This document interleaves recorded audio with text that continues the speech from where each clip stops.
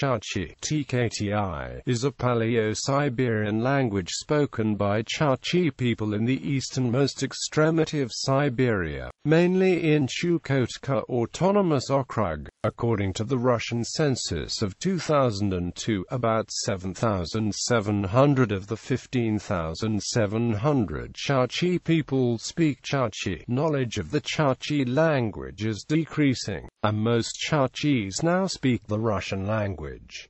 Chukchi is closely related to Koryak, which is spoken by about half as many as speak Chukchi. The language, together with Koryak, Kerek, Alutor, and Itelmen, forms the Chukotko Kamchatkan language family. The Chukchi and Koryaks form a cultural unit with an economy based on reindeer herding, and both have autonomy within the Russian Federation. The ethnonym Chukchi is an anglicized form of the Russian ethnonym. This came into Russian from Kavka, the term used by the Chukchis' Tungusic-speaking neighbors, itself a rendering of the Chukchi word, which in Chukchi means a man who is rich in reindeer. The Chukchis' term for themselves is the real people. In the UNESCO Red Book, the language is on the list of endangered languages. Scope. Many Chukchis use the language as the primary means of communication both within the family and while engaged in the traditional pastoral, economic activity. The language is also used in media and some business activities. However, Russian is increasingly used as the primary means of business and administrative communication, in addition to behaving as a lingua franca in territories inhabited by non-Chukchis such as Koryaks and Yakuts. Over the past few decades, fewer and fewer Chukchi children have been learning Chukchi as a native language. Almost all Chukchis speak Russian, although some have a lesser command than others. Chukchi language is used as a primary language of instruction in elementary school. The rest of secondary education is done in Russian with Chukchi taught as a subject. A Chukchi writer, Yuri Rytyu, has earned a measure of renown in both Russia and Western Europe, although much of his published work was written in Russian, rather than Chukchi. Orthography. Until 1931, the Chukchi language had no official orthography, in spite of attempts in the 1800s to write religious texts in it. At the beginning of the 1900s, Vladimir Bogoraz discovered specimens of pictographic writing by the Chukchi herdsman Tenevil. Tenevil's writing system was his own invention, and was never used beyond his camp. The first official Chukchi alphabet was devised by Bogoraz in 1931 and was based on the Latin script. In 1937, this alphabet, along with all of the other alphabets of the non-Slavic peoples of the USSR, was replaced by a Cyrillic alphabet.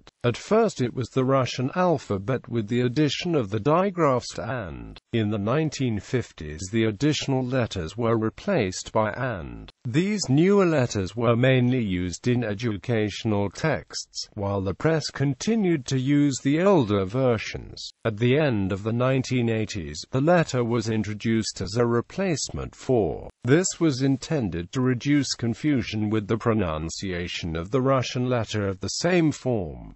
The Chukchi alphabet now stands as follows. Phonology. There are no voice stops in the language. The vowels are I, U, E1, E2, O, A, and E. E1 and E2 are pronounced identically but behave differently in the phonology. A notable feature of Chukchi is its vowel harmony system, largely based on vowel height. I, U, E1 alternate with E2, O, A, respectively. The second group is known as dominant vowels, and the first group as recessive vowels. That is because whenever a dominant vowel is present anywhere in a word, all recessive vowels in the word change into their dominant counterpart. The schwa vowel E does not alternate but may trigger harmony as if it belonged to the dominant group. Initial and final consonant clusters are not tolerated, and schwa epenthesis is pervasive. Stress tends to 1. Be penultimate, 2. Stay within the stem, 3. Avoid schwas. Grammar. Chukchi is largely agglutinative and has ergative absolutive alignment. It also has very pervasive incorporation. In the nominals, there are 2 numbers and about 9 grammatical cases. Nouns are split into 3 declensions influenced by animacy. The first declension, which contains non-humans, has plural marking only in the absolutive case. The second one, which contains personal names and certain words for mainly older relatives, has obligatory plural marking in all forms. The third one, which contains other humans than those in the second declension, has optional plural marking. Verbs distinguish 3 persons, 2 numbers, 3 moods, 2 voices and 6 tenses: present I, present 2, past I, past 2, future I, future 2. It is interesting that past 2 is formed with a construction meaning possession, similar to the use of have in the perfect in English and other Western European languages. Both subject and direct objects are cross-referenced in the verbal chain, and person agreement is very different in intransitive and transitive verbs.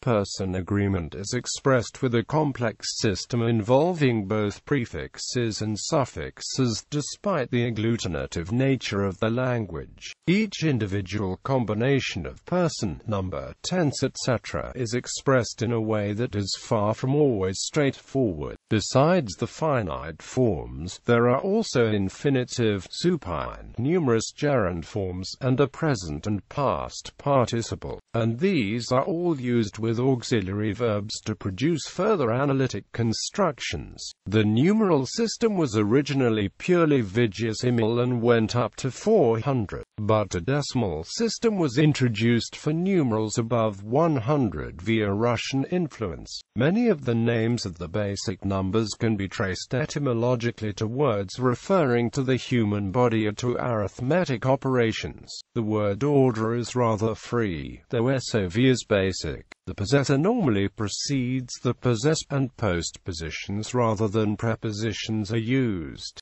Bibliography.